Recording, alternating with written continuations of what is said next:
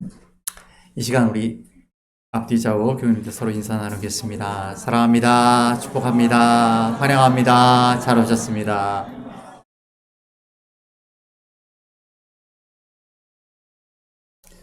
기도하겠습니다. 돌아가신 아버지 하나님, 귀한 말씀 하러 가셨사오니 이 말씀 함께 나눌 때 성령께서 각 사람의 심령 가운데 내주하시고 조명하여 주셔서 말씀의 참 뜻을 밝히 깨달아 알게 하시고 이 말씀 따라 살아갈 수 있는 용기와 지혜와 믿음 더하여 주옵소서. 예수 그리스도 이름으로 기도합니다. 아멘. 할렐루야.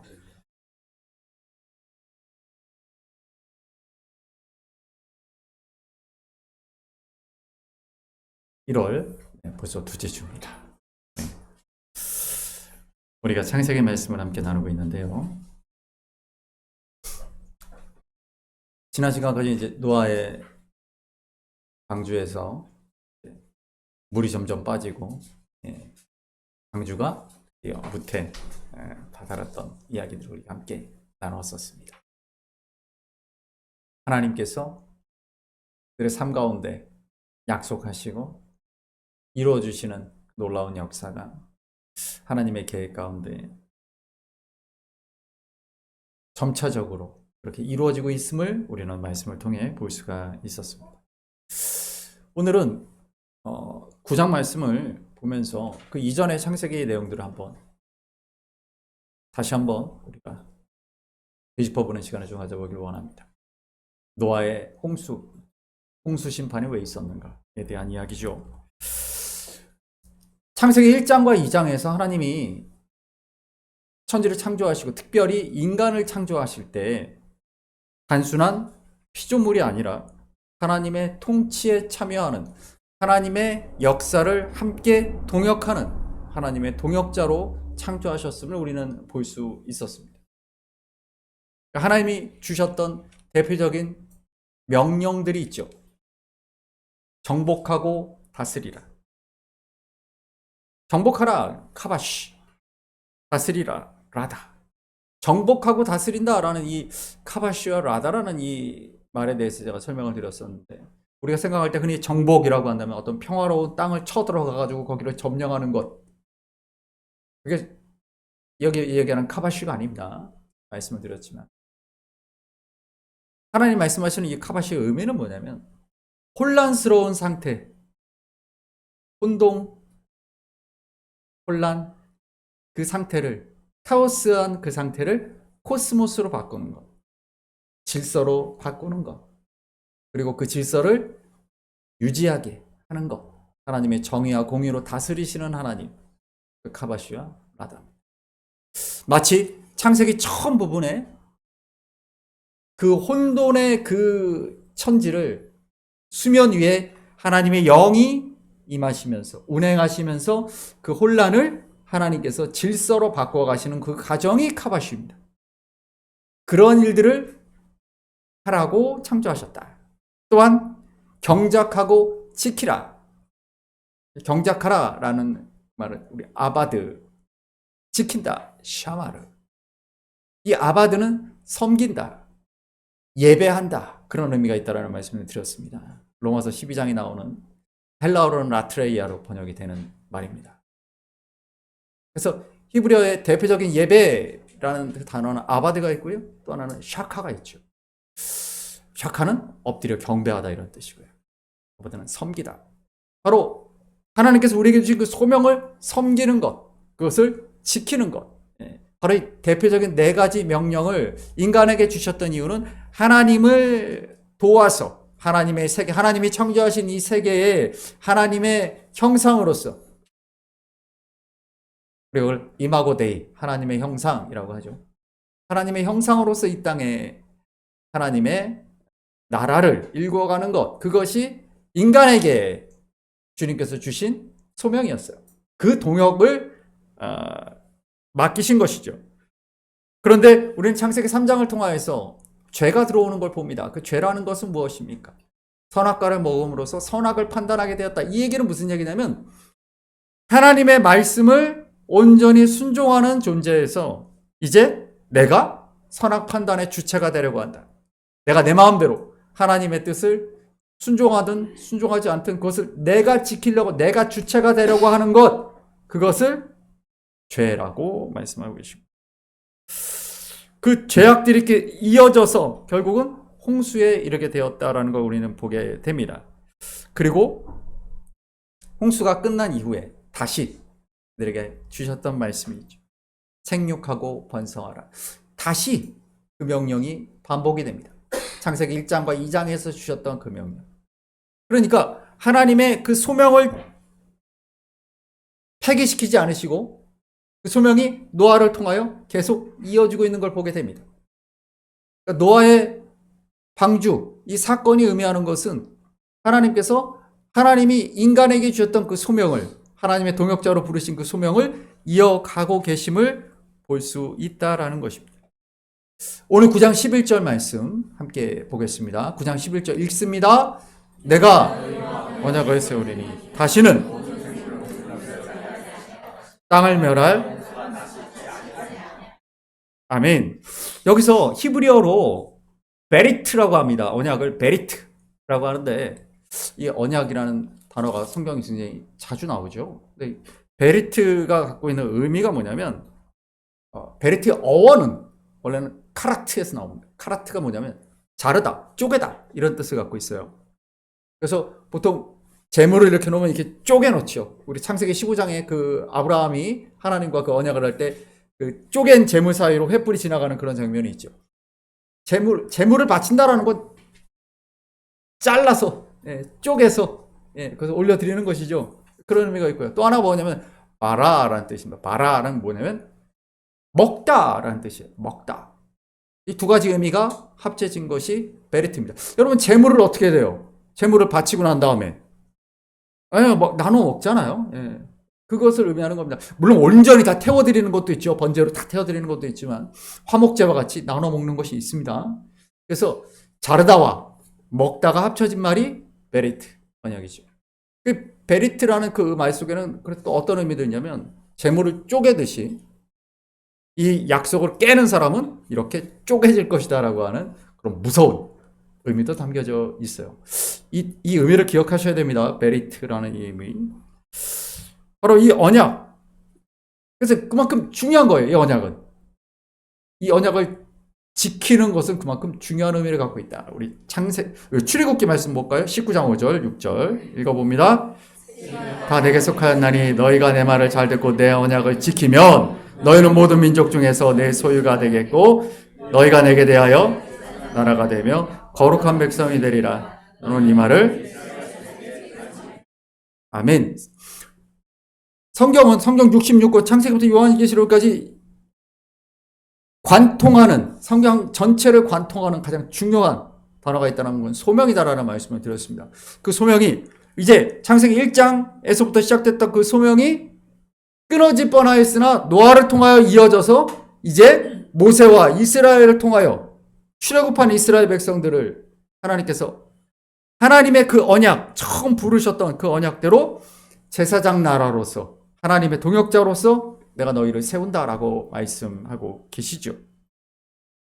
바로 처음에 인간을 부르셔서 창조하시고 인간을 부르셔서 맡기셨던 그 사명, 정복하고 다스리고 경작하고 섬기라라는 이 사명들이 계속 이어지고 있음을 우리는 볼 수 있다라는 것이죠.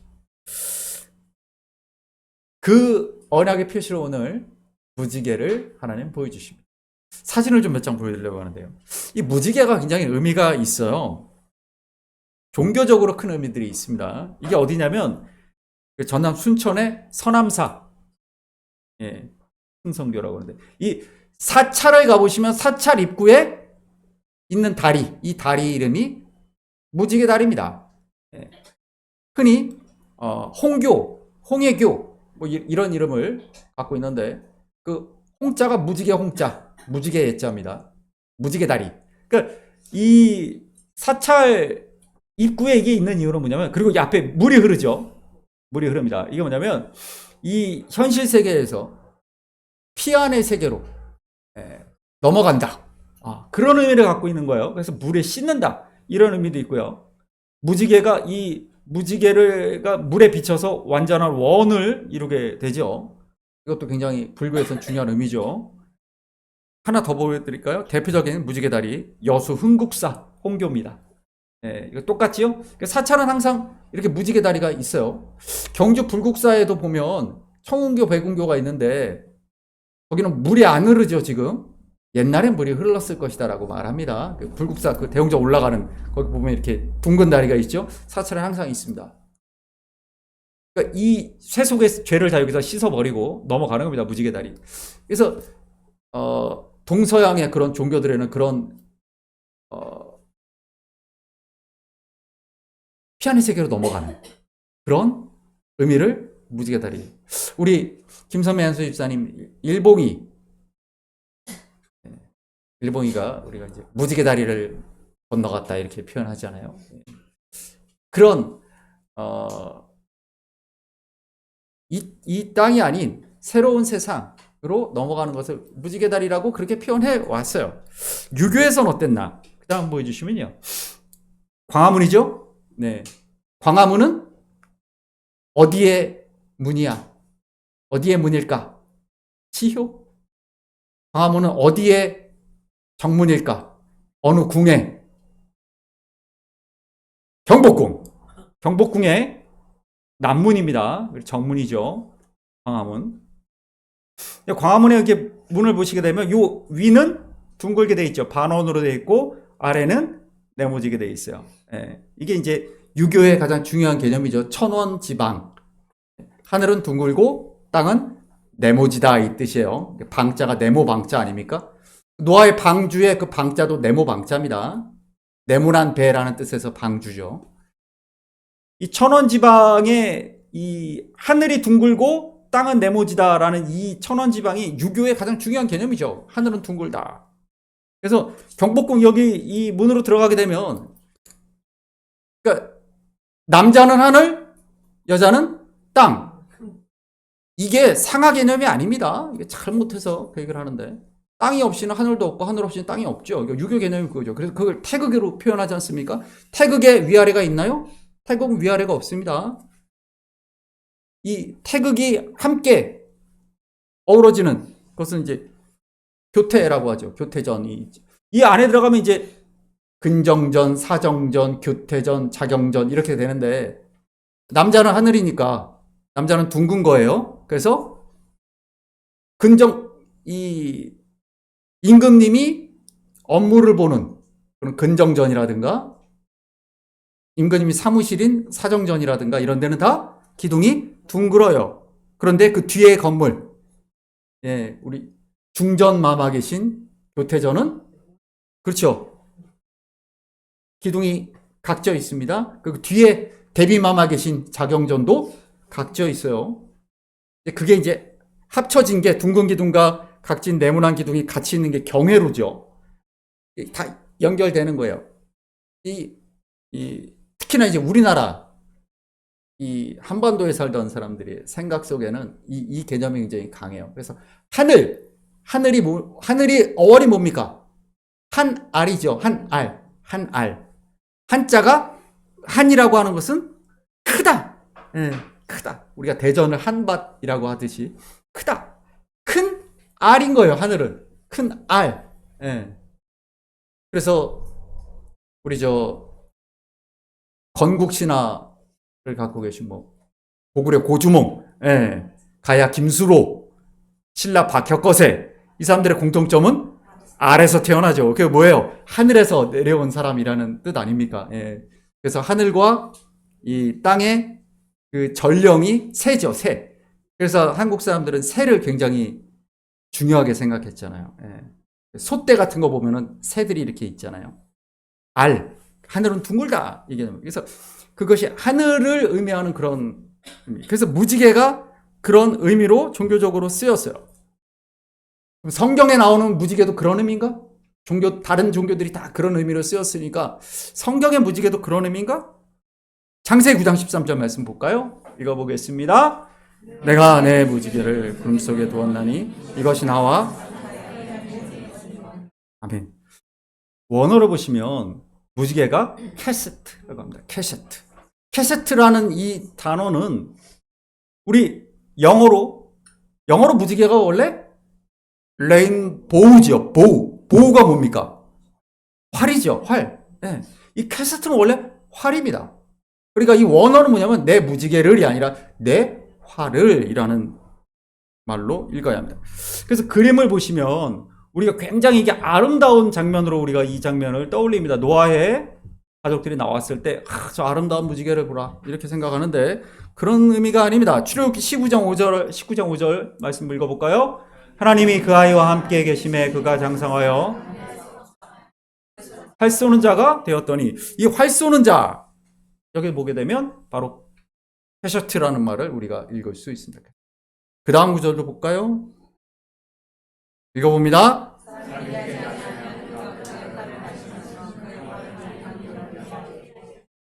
아멘.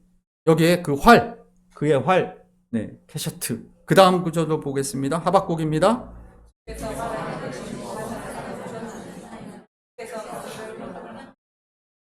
아멘. 우리 앞에 그 말씀도 그렇고 이 말씀도 그렇고 활을 하나님이 쏘신다라는 내용이죠. 활을 쏜다. 이 말이 의미하는 건 뭡니까?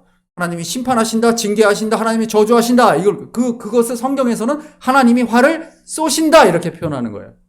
하나님이 심판을 내리신다를 성경에서는 캐셔트, 활을 쏜다 이렇게 표현합니다. 그러니까 활은 하나님의 무서운 심판의 도구예요. 그러니까 무지개를 하늘에 아름답게 걸어놓으셨다가 아닙니다. 하나님이 심판의 그 도구를 그들에게 보여주신 거예요. 이 성경의 그 장면을 우리가 그렇게 생각해야 합니다. 창세기 8장 21절 말씀 보시면 읽어봅니다. 계획하는 바가 어려서부터 내가 전에 한 것 같이. 아멘. 우리 8장에 하나님이 언약을 주시기 전에 주셨던 말씀인데, 죄에 대한 문제를 얼마나 중요하게 성경이 다루고 있는가 우리가 기억해야 합니다. 여러분, 죄는 성년이 된 이후부터 짓는 게 아닙니다. 사람의 마음이 계획하는 바가 어려서부터 악한 겁니다. 원죄의 그늘에서 우리가 벗어나질 못해요. 우리 주님이 십자가로 그 죄를 구속하셨음에도 불구하고 인간은 어려서부터 죄의 그 그늘을 벗어나지 못합니다. 왜요? 성악설이기 때문에? 아니요. 창세기 3장에서 에덴 동산에서 하나님의 명령을 어기게 만들었던 사탄 마귀는 어린 아이, 나이 든 사람 구분하지 않습니다. 그렇기 때문에 모든 인간은 죄의 유혹으로부터, 죄의 공격으로부터 안전하지 않아요. 성경은 그 얘기를 항상 강조하고 있는 것입니다. 그러니까 어린아이들에게는 죄에 대해서 이야기할 필요가 없다? 아닙니다. 누구도 죄에 대해 자유하지 않습니다. 그래서 예레미야 31장 31절 말씀을 읽어볼까요? 시작. 보라, 날이 이르르니 내가 이스라엘 집과 유다 집의 새 언약을 맺으리라. 이 언약은 내가 그들의 조상들의 손을 잡고 애굽 땅에서 인도하였던 맺은 것과 같지 아니할 것은 내가 그들의 여호와의 말씀이니라. 33절. 그러나 내가 내 아이의 법을 그들의 속에 두며 그들의 마음에 기록하여 나는 그들의 하나님이 되고 그들은 내 백성이 될 것이라. 여호와의 말씀이니라. 34절. 그들이 다시는 형제들을 가리켜 이르기를 너는 여호와라 알라 하지 아니하리니 이는 작은 자로부터 큰 자까지 다 나를 알기 때문이라. 내가 그들의 악행을 사하고 다시는 그 죄를 기억하지 아니하리라. 여호와의 말씀이니라. 아멘.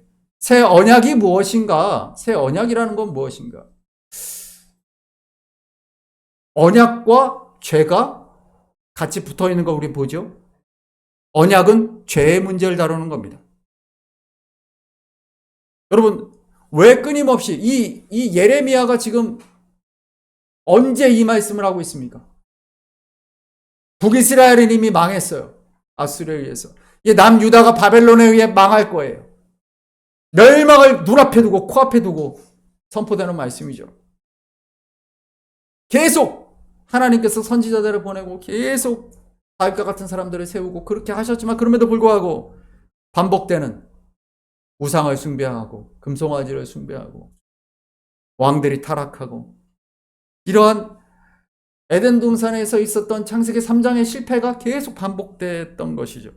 인간의 능력만으로는 하나님이 주신 그 소명, 하나님의 동역자의 소명을 감당할 수가 없다라는 것이 확인이 된 것이죠.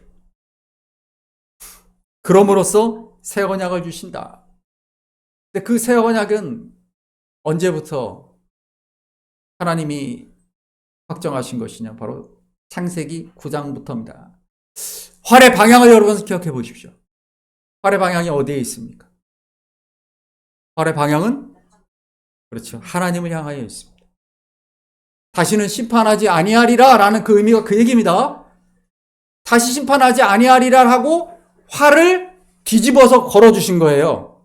그러니까 무지개가 알록달록 7색깔 예쁜 무지개 이게 아닙니다. 그 의미가 아니에요. 너희들을 다시는 심판하지 아니하리라 해서 우리를 향해 있던 활을 뒤집어서 하나님 쪽으로 옮겨 보여주신 것이 무지개 언약의 의미입니다. 그게 원래 그 의미예요. 오늘 로마서 5장 말씀 우리가 읽어보겠습니다. 읽습니다. 우리가 아직 죄인 되었을 때에 그리스도께서 우리를 위하여 죽으심으로 하나님께서 우리에게 대한 자기의 사랑을 확증하셨느니라. 아멘. 예수 그리스도의 십자가가 바로 그 무지개입니다. 신명기 21장 23절 말씀 읽어봅니다. 나무에 달린 자 하나님께 저주를 받았음이니라. 갈라디아서 3장 13절 그리스도께서 우리를 위하여 저주를 받은 바 되사 율법의 저주에서 우리를 속량하셨으니 기록된 바 나무에 달린 자마다 저주 아래 있는 자라. 아멘. 예수 그리스도의 십자가의 의미가 무엇이냐? 주님이 우리가 받을 저주를 받으셨다 이 얘기를 하고 있는 거예요. 왜 꼭 나무에 매달려야만 했는가? 왜 십자가여야만 했는가? 십자가에 매달린 자가 하나님의 저주를 받는 것입니다. 그 저주에 하나님이 활을 쏘신다라는 그 의미가 저주를 하나님의 징계를 하나님의 심판을 받는다는 의미이기 때문에 그 활을 하나님의 방향으로 바꾸셨다. 그 화살을 하나님이 맞으셨다. 저주를 받으셨다. 이게 바로 십자가인 것입니다.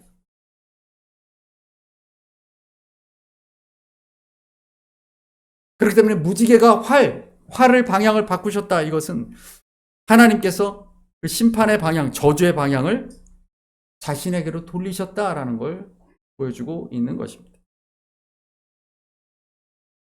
그래서 무지개가 갖고 있는 의미는 죄의 문제는 해결이 돼야 돼요. 묻고 넘어가고 덮고 넘어가는 게 아니에요. 죄는 고름과 같아서 그냥 둔다고 해결되지 않습니다. 십자가는 그 저주를 더 이상 너에게 내리지 않고, 무지개는 더 이상 너희들에게 그 심판을 너희들이 받지 않고 내가 그 화를 맞겠다 라는 그 하나님의 약속인 것이죠. 우리 누가복음 22장 지은이가 읽어줬던 말씀을 읽어봅니다. 저녁 먹은 후에 또 너희를 위하여 아멘. 아멘. 여러분, 새 언약, 아까 예레미야 선지자를 통해 주셨던 그 새 언약, 하나님의 그 언약, 주님께서 십자가에서 살과 피를 다 우리에게 주셨다라는 그 의미가 바로 여기에 나와 있습니다. 아까 언약 이야기를 했었죠. 베리트라는 그 단어가 뭐와 합쳐진 말이라고 말씀드렸습니다. 자르다, 찢다, 쪼개다, 카라트와 먹다, 바라의 의미가 합쳐진 것이죠. 성찬의 의미가 그것입니다. 성찬은 주님의 몸을 찢어서 우리가 먹는 것이에요. 주님이 제물이 되셔서 그 언약, 베리트, 그 제물이 되셔서 찢으시고 그것을 우리에게 나누어 먹게 하신 것. 여러분, 우리가 매월 성찬식을 하는 의미가 그것입니다. 그 새 언약을 기억하는 것입니다. 주님이 언약의 제물이 되셨음을, 내가 받을 저주를, 심판을 주님이 그 화를 방향을 바꾸어 주님이 받으심으로 주님이 제물이 되셨고 그 제물을 우리가 먹는 것입니다. 그 언약 안에 우리가 있음을 고백하는 것이죠. 히브리서 8장 6절 말씀 보겠습니다. 읽습니다. 그는 더 좋은 약속으로 세우신 더 좋은 언약의 중보자시라. 우리 쭉 읽습니다.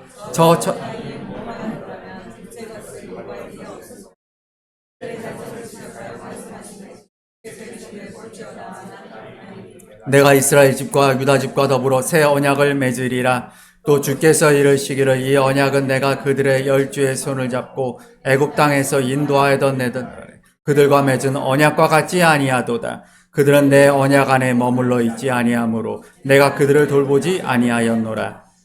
주께서 이르시되 집과 맺을 언약은 이것이니 내 법을 그들의 생각에 두고 그들의 마음에 이것을 나는 그들에게 아멘. 10절까지 여기서 의미하는 게 뭡니까? 새 언약이라는 건 결국 무엇인가? 주님이 십자가를 통해 우리에게 주신 그 새 언약, 주님과 맺은 새 언약, 내가 그 언약 안에 있는 거예요. 그 새 언약 안에 있습니다. 그것은 내 법을 그들의 생각에 두고 그들의 마음에 기록하는 것이죠.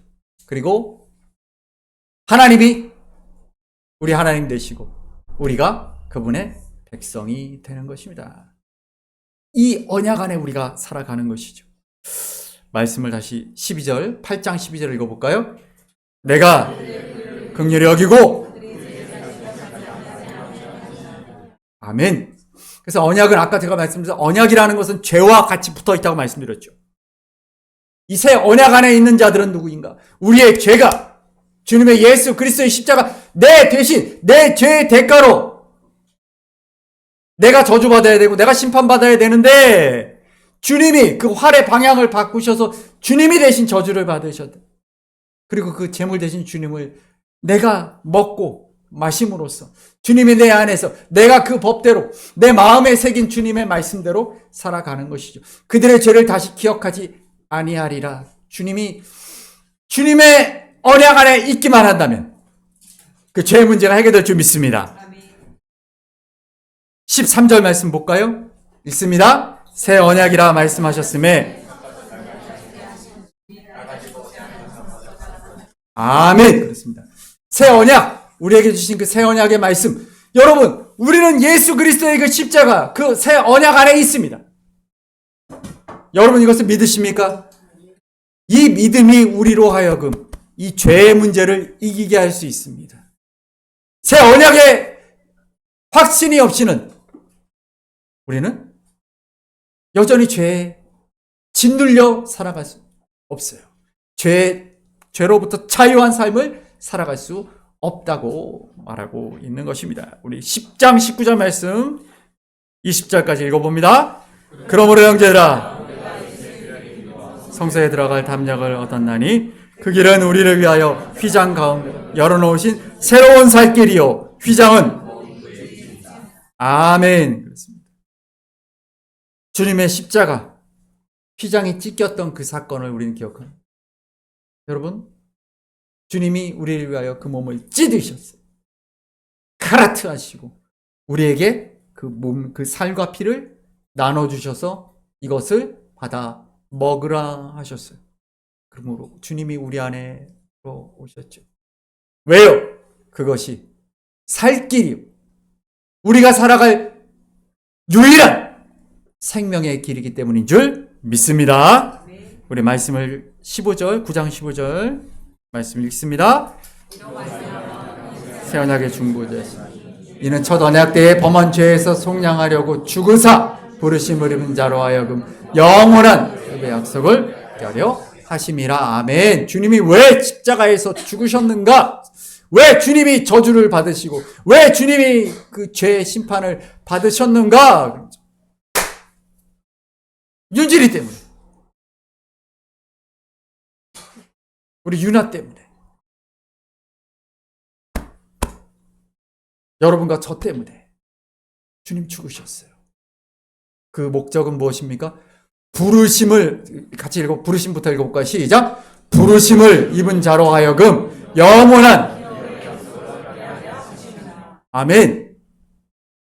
부르심을 입은 자, 소명자 누굽니까? 그렇죠. 우리 대호 형제, 하나님이 부르신 우리 부르심을 받은 사람들, 부르심을 받은 사람들을 위하여 주님이 죽으셨다는 거예요. 영원한 기업의 약속을 얻게 하기 위하여. 여러분, 이게 복음입니다. 복음이 다른 것이 아닙니다. 히브리서 10장 23절 25절까지 읽습니다. 또 약속하신 이는 소망을 움직이지 말며 굳게 잡고 서로 돌아보아 격려하며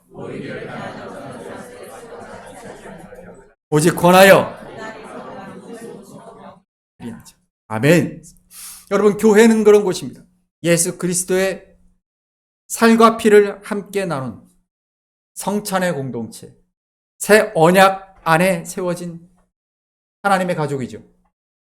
하나님의 백성들이 그 새 언약 안에 살아가는 사람들은 오늘 말씀처럼 함께 권하여 모이는 것입니다. 모이기에 힘쓰는 사람들이지요. 서로 돌아보아 사랑과 선행을 격려하며 주변의 지체들을 서로 돌아보는, 함께 이 힘들고 어려운 광야의 길을 걸어가는 사람들입니다. 세상 사람과 우리가 다르다라는 것을 우리는 기억해야 합니다. 우리는 새 언약 안에 있는 사람들이에요. 주님이 내 대신 십자가에서 저주를 받으셨음을 우리는 기억하는 사람. 그리고 그 제물 대신 주님의 살과 피를 함께 나누는 사람들입니다. 시대가 흐를수록 모이기를 소홀히 하는 그런 풍조들이 있지만 그럼에도 불구하고 우리는 더욱 모이기에 힘써야 될 줄 믿습니다. 오늘 우리의 표어를 보시게 되면 사도행전 2장 46절 47절이죠. 온 세대가 함께 살아내는 복음입니다. 날마다 마음을 같이하여 성전에 모이기를 힘쓰고 집에서 떡을 떼며 우리는 그런 사람들입니다. 함께 주님의 살과 피를 나누며 우리가 함께 서로를 돌아보며 주님이 맡기신 그 소명을 감당하는 겁니다. 왜? 그 소명을 위하여 주님이 죽으셨기 때문이죠. 우린 그 새 언약 안에 거하는 사람들, 그 새 언약을 기억하는 사람들입니다. 하나님이 나의 하나님 되심을 감사하면서 그분의 백성으로, 그분의 자녀로 살아가는 것입니다. 주님 다시 오실 날이 가까울수록 함께 모여 예배하고 말씀을 나누며 새 언약의 백성다운 하나님의 자녀다운 삶을 살아가시는 여러분 되시길 간절히 소망합니다. 우리 허인정 집사님 완전히 퇴원하신 건 아니고요. 주말에는 오셨다가 주중에는 병원에 계십니다. 치료의 과정이 앞으로도 계속될 텐데 여러분 우리가 함께 새 언약에 거하는 공동체로서 주님의 살과 피를 함께 나누는 사람들로서 그 치료의 과정을 우리가 함께 기도하며 걸어가야 될 줄 믿습니다. 우리 남은미 지사님 내일부터 병원에 입원하셔서 치료를 받으십니다. 남은미 집사님을 위하여서도 기도해 주시고 우리 이윤 집사님 그 다음 주일에 또 담낭 제거 수술이 예정되어 있습니다. 이윤 집사님은 절대 아플 것 같지 않지만 그러나 전신마취를 하는 수술입니다. 겉으로는 하나도 안 아파 보였지만 티를 내지 않을 뿐이지 우리의 기도가 필요합니다. 우리는 이 광야 같은 세상을 함께 주님의 살과 피를 나눈 공동체로서 서로 돌아보며 힘들고 어려운 시간들을 이겨내는 사람들입니다. 우리 연약한 지체들을 한 사람 한 사람 기억하며 기도하며 하나님의 백성으로서 하나님의 자녀로서 살아가시는 새 언약의 백성들 되시기를 간절히 소망합니다. 이 시간에 함께 주보에 있는 찬양이 있습니다. 나의 하나님, 새 언약의 백성으로서 우리의 신앙을 고백합니다.